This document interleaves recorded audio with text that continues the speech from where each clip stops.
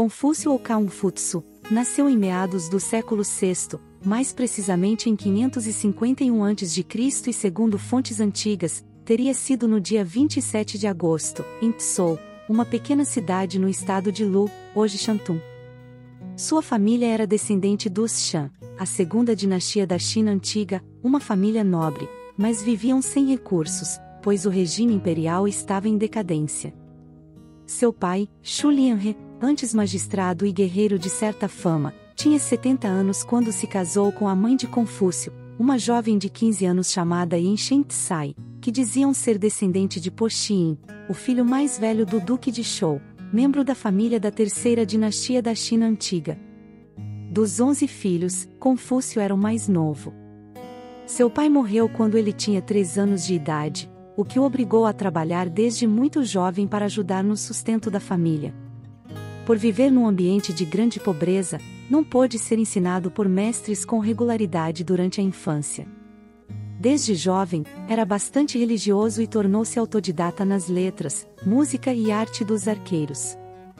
Aos 15 anos, resolveu dedicar suas energias em busca do aprendizado. Em vários estágios de sua vida, empregou suas habilidades como pastor, vaqueiro, funcionário público e guarda-livros. Aos 19 anos, Confúcio se casou com uma jovem chamada Shi Kuan, com quem teve um filho, Kaung Li. Em pouco tempo foi nomeado para um cargo de natureza administrativa no seu estado, ganhou destaque por realizar as suas atividades com grande zelo e eficiência. Quais eram as ideias de Confúcio? No século VI a.C. a China se constituía num estado anarquista e com falta de segurança. Não existiam leis gerais ou figuras de autoridade. Tendo vivido por muito tempo em meio à miséria, o filósofo desenvolveu o desejo por uma posição de destaque. Contudo, o quadro da miséria fez com que ele gradualmente fosse sendo sensibilizado. Em um dado momento, ele não tinha mais o foco em conquistar posições de destaque e sim em ajudar a melhorar a vida do seu povo. Confúcio passou a se dedicar a apresentar os princípios filosóficos que desenvolveu entre os jovens. Ele criou uma escola para eles, visando instruí-los a respeito da justiça e do que faz um bom governo. No início, os alunos eram os próprios amigos do filósofo, boa parte deles com a mesma idade de Confúcio. Não demorou para que a fama dele se espalhasse, tornando-o reconhecido como um respeitado mestre. O filósofo jamais recusava um aluno, independentemente das suas condições financeiras. Bastava que o aluno demonstrasse inteligência e esforço para que pudesse frequentar as aulas. Confúcio desejava que a guerra e a miséria fossem substituídas pela boa vontade, felicidade e a paz. Segundo Confúcio, o ser humano é bom por natureza.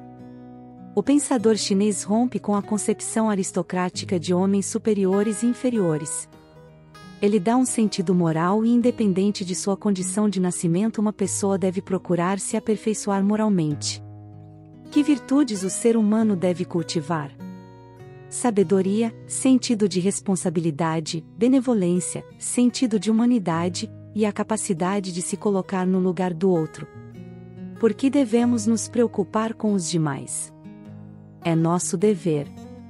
O homem verdadeiramente moral não faz esta pergunta. A segunda resposta seria o pacto social. Eu me comporto bem e espero que os outros se comportem bem comigo e assim podemos viver em sociedade. Técnica de ensino de Confúcio. Os alunos chamavam seu mestre de Kaung-Futsu, o mestre Kaung. No mundo ocidental, ele passou a ser chamado de Confúcio. O filósofo almejava ocupar um cargo administrativo mais elevado para que pudesse colocar suas ideias em prática. Contudo, os governantes consideravam essas ideias perigosas. Confúcio desenvolveu uma técnica de ensino bastante revolucionária para o período, a base estava no diálogo informal. Os pequenos grupos logo se tornaram inúmeros discípulos. Na sua escola, oferecia para seus alunos a possibilidade de estudar profundamente história, filosofia e literatura. Os alunos eram treinados para seguir carreira política. Estudar na escola de Confúcio passou a ser um sinônimo de ascensão na vida. O exílio. Aos 51 anos de idade, Confúcio obteve um posto oficial no estado de Lu. Mas, ele demitiu-se do cargo poucos anos depois, aos 54 anos, visto que os seus ideais políticos não foram bem recebidos pelo rei, abandonando assim o estado de Lu, dizendo que não queria confundir-se com aqueles cujas ideias e conceitos de valor ele não podia compartilhar, obrigando-se ao exílio. Assim, ele começou a viajar por diversos reinos, em busca de um soberano que compreendesse suas ideias políticas e o deixasse aplicá-las na prática. Sua busca não obteve êxito, todavia, viajando e conversando, atraiu muitos discípulos, impressionados com sua sabedoria e a elevação de seu caráter. Suas ideias expandiram-se pelo país e por toda a China. Durante 14 anos, ele viajou por 7 reinos. Observação: disse Confúcio ter sofrido um atentado ao passar pelo estado de Song. O ataque foi empreendido por um nobre chamado Wan Teui, que considerava o filósofo como um corruptor de jovens. Confúcio, política e ética.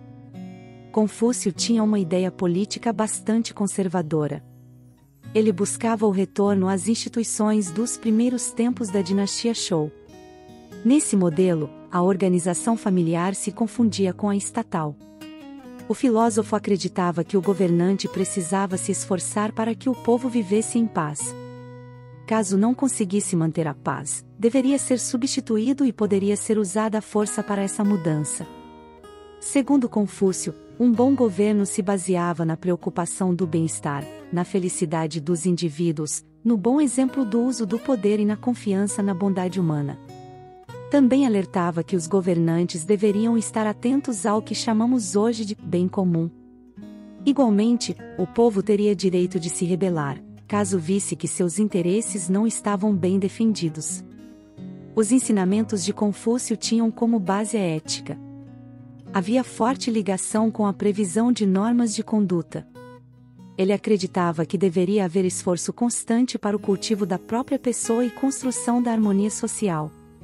Confúcio esteve em íntimo contato com o povo e pregou a necessidade de uma mudança total do sistema de governo por outro que se destinasse a assegurar o bem-estar dos súditos, pondo, em prática, processos tão simples como a diminuição de contribuições ou abrandamento das penalidades. Nova aristocracia.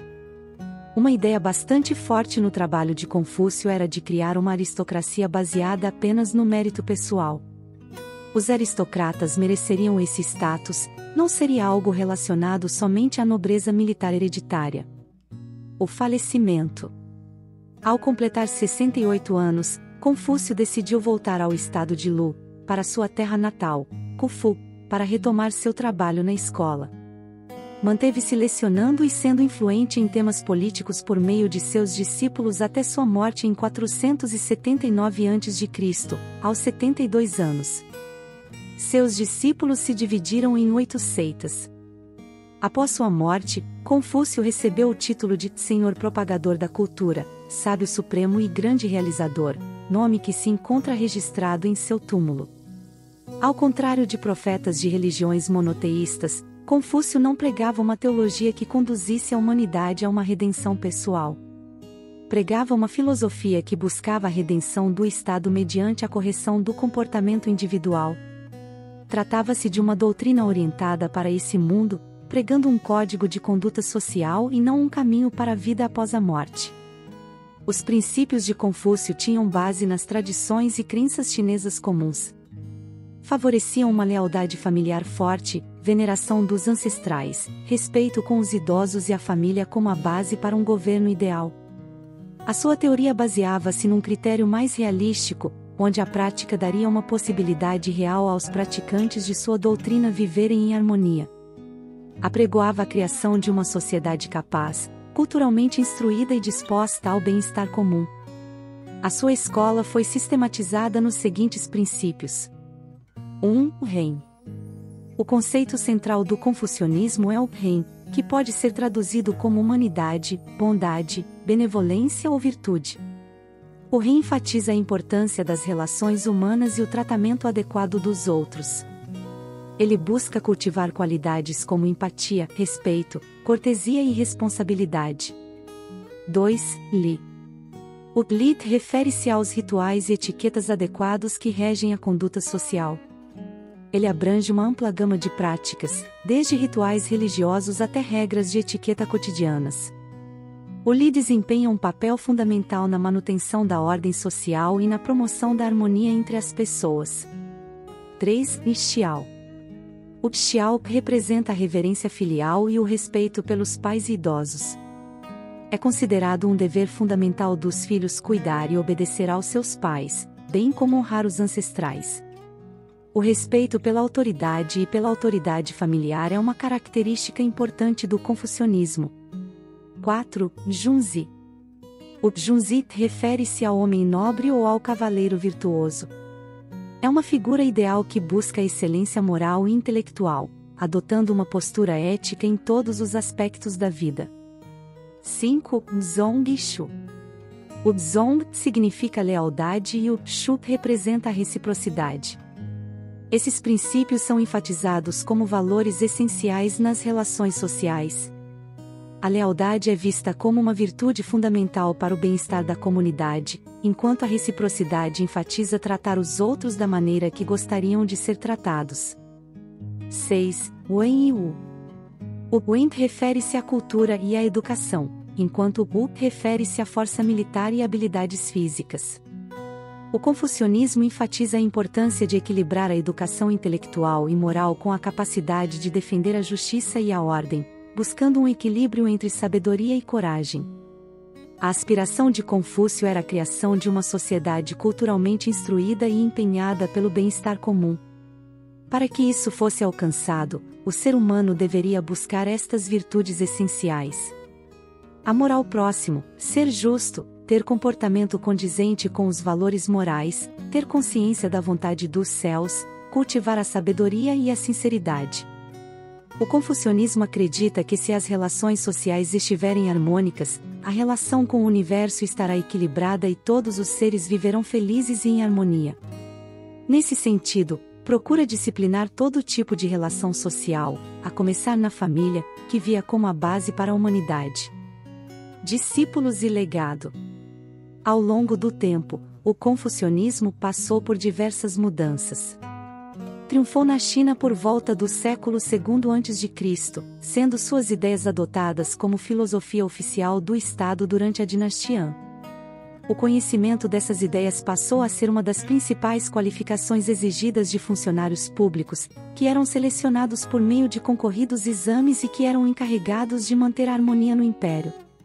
Apesar de muitos considerarem o confucionismo como religião, na verdade, não podemos considerá-lo como tal. Primeiro, porque não tem Deus, venera os ancestrais e reconhece a superioridade dos sábios. Segundo, porque não tem templos, cada lar é o templo onde se honram os antepassados da família. Só depois é que se iniciou a construção dos templos locais, mas sem o sentido do lugar destinado à veneração de um supremo. Terceiro, porque não tem sacerdotes, o chefe da família é automaticamente o sacerdote da família. Quarto, porque desconhece qualquer dogma ou livro santo, pode um só livro conter toda a sabedoria do mundo? Indagava Confúcio. Seu pensamento estava destinado a servir como orientação para uma vida melhor. O templo de Confúcio, na cidade de Qufu, atual província de Shantung, tornou-se, através dos séculos, local de veneração. Sua filosofia ainda exerce imensa influência sobre o pensamento e a mentalidade chinesa nos dias de hoje. Confúcio é, ainda, o mais influente filósofo chinês. Os adeptos de Confúcio estão espalhados por Taiwan, Japão, Singapura, Coreia do Sul, Malásia e República Popular da China.